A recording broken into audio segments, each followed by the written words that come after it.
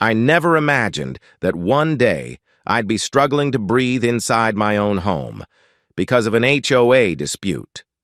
But that's exactly where I found myself, thanks to Karen Westfield, the self-appointed queen of Sunshine Meadows, who decided my medical equipment was somehow ruining her precious neighborhood aesthetic. It all began 3 months ago when I moved into Sunshine Meadows. My doctor had recommended that I relocate to a single-story home due to my worsening COPD. The condition makes it hard for me to breathe without supplemental oxygen, especially at night. The house I chose was perfect. No stairs to climb, wide doorways for my wheelchair on bad days, and a cozy little patio where I could enjoy some fresh air. Before I bought the place, I carefully reviewed the HOA regulations and confirmed that my medical accommodations were fully protected under the Fair Housing Act. I thought I'd done everything right. 2 days after moving in, there was a sharp, almost angry knock at my front door. When I opened it, I was greeted by a woman in her mid-50s, impeccably dressed, blonde bob cut so neat it looked carved in place, and a clipboard hugged tightly against her chest like armor. "I'm Karen Westfield, president of the Sunshine Meadows HOA," she announced briskly, not even bothering to smile. Her eyes darted past me immediately, scanning my living room like she was inspecting for smuggled contraband. "I'm conducting a routine inspection of new properties. May I come in?" she said, though her tone made it sound more like an order than a question. I hesitated but stepped aside. The thin tubing from my portable oxygen concentrator trailed behind me as I moved. Karen's gaze locked on the machine, sitting beside my recliner, and her nose wrinkled in visible disgust. "What's all this?" she asked, her voice dripping with disdain. "Medical equipment," I replied calmly. "I have COPD. This helps me breathe." Karen scribbled something onto her clipboard, then looked up sharply. "Well, medical or not, it can't be visible from the street through your front windows. Section 12, Paragraph 4 of our bylaws clearly states that all homes must maintain an appealing aesthetic consistent with our community standards." I took a deep, careful breath through my nasal cannula before responding. "Actually, I reviewed those bylaws myself. Medical equipment is exempt under both HOA rules and federal law." Karen's lips tightened into a paper-thin line. "I've been running this HOA for 15 years, she snapped. "I think I know our regulations better than someone who just moved in last week." Without another word, she thrust a bright yellow notice into my hands. "You have 7 days to remedy this violation. After that, it's a $100 fine per day." That was just the beginning of my nightmare. Over the next few weeks, the violation notices came one after another. First, for leaving my garbage can out 10 minutes past pickup time. Then, for an oxygen tank visible in the backseat of my car. And even for the width of my wheelchair ramp, despite the fact that it was built exactly to ADA specifications. I tried to handle it reasonably. I sent certified letters to the HOA citing the legal protections for medical accommodations. I even showed up at an HOA meeting to address the board directly. The other board members looked uneasy whenever I brought up my equipment. It was obvious they didn't agree with Karen's obsession, but none of them dared say so out loud. After the meeting, one board member, Tom Jenkins, quietly approached me in the parking lot. "Look, I'm sorry about all this," he said in a low voice. "Karen gets intense about things like this. She's been president so long that the rest of us usually just let her handle everything." "This isn't just about annoyance," I told him, tapping the metal of my oxygen tank for emphasis. "These are violations against equipment I need to survive. It's discrimination, and it's illegal." Tom glanced around nervously and nodded. "I'll try to talk to her," he murmured. "But be careful. The last guy who challenged her, his hedges got poisoned. A month later, he moved out." That was when I realized Karen wasn't just difficult. She was dangerous. The harassment only escalated from there. She began photographing my house almost daily, claiming to be documenting ongoing violations.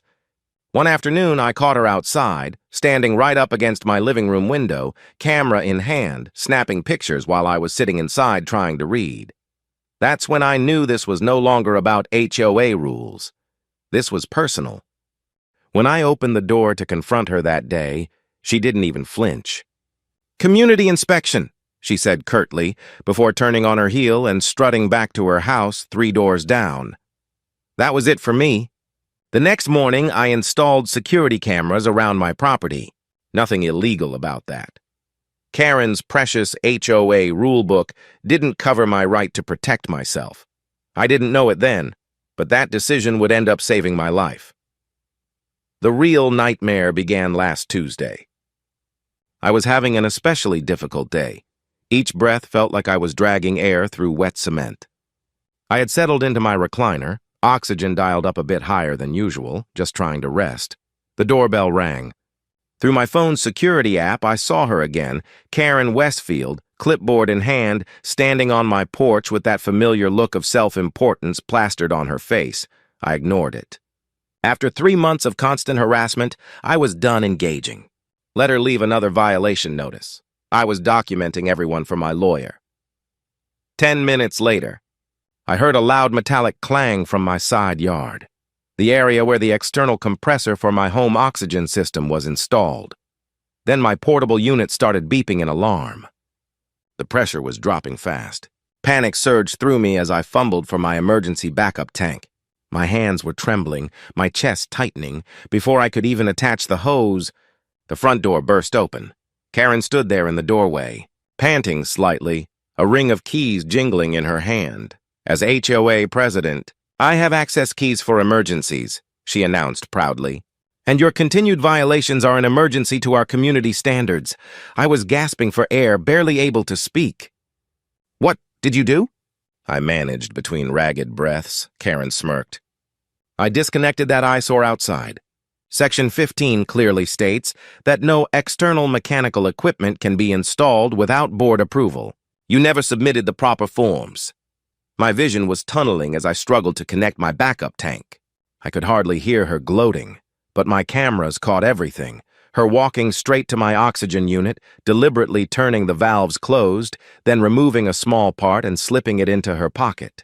All the while, she muttered to herself about teaching him a lesson about following the rules. I finally managed to get the backup tank working and took a desperate breath of air before dialing 911. "I need police and an ambulance," I gasped to the dispatcher. "A woman broke into my home, disabled my medical equipment. I can't breathe well." Karen's face shifted from smug to startled as she heard me. "Oh, don't be so dramatic," she snapped. "I was enforcing community guidelines." "You're fine now." Within minutes, flashing lights filled my front yard. 2 police cruisers and an ambulance. The paramedics rushed in, helping me stabilize my oxygen levels and checking my vitals while I replayed the footage from my phone. One of the officers watched the video silently, his expression growing darker with every second. Karen stood in the middle of my living room with her arms crossed. "This is HOA business," she said firmly. "We have covenants he agreed to when he purchased this property. I was simply enforcing them." "Ma'am," the officer began, his tone calm but cold. "You entered his home without permission, tampered with life-sustaining medical equipment and removed components. That's breaking and entering criminal negligence, and possibly attempted manslaughter." Karen's jaw dropped. "But I have access keys. As president, I can—" The officer cut her off. "Aesthetic violations aren't emergencies, ma'am. Please turn around and place your hands behind your back."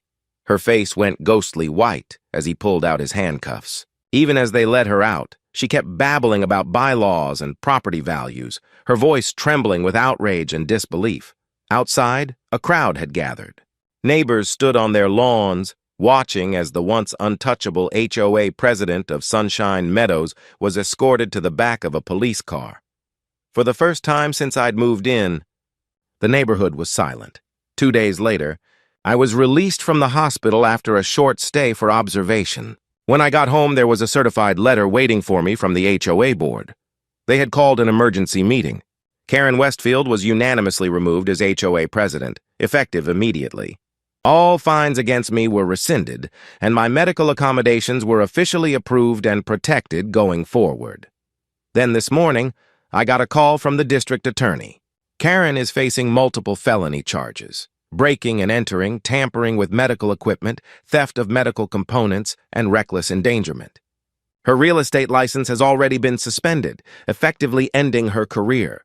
She's looking at serious jail time and financial damages that might force her to sell her beloved Sunshine Meadows home. I happened to see her earlier today, escorted by her attorney to collect her things from the HOA office. When she spotted me sitting on my porch, oxygen tank beside me, she froze, her expression twisted, shock, disbelief, and rage all at once. For the first time since I'd met her, Karen Westfield, the woman who once ruled this neighborhood like a queen, was utterly speechless. And this time I didn't have to say a word.